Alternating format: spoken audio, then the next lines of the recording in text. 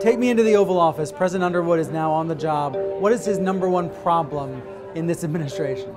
President Underwood's chief problem coming into the White House is that he is attached to an administration that was mired in scandal. Sorry for any spoilers here if you haven't watched the end of season 2, but President Walker was on the verge of getting impeached. There were a lot of pardons that happened to people that may or may not should have gotten them. You have a guy that was put in this office without a single vote having been cast for him. I think there would naturally be a lot of skepticism about whether he should be there at all. And you have a Washington that isn't necessarily going to want to bend over backwards to help him out.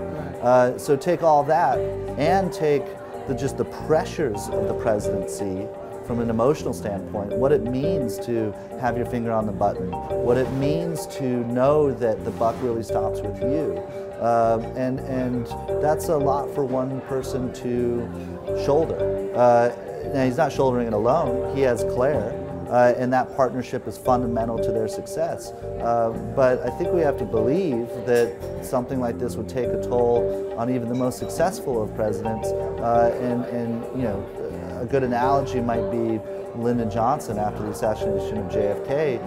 He had a lot to accomplish in a very short amount of time, and not necessarily the support of everyone in Washington. It's an almost impossible position to be in. You're tapping into something that people always think about. What is it really like to be in that White House? Sure. And live that life every day? From the grand to the minute. I mean, from having your finger on the button, making big decisions that could affect the whole world, to what does it actually mean to live in that house? I mean, what does it feel like to occupy those rooms?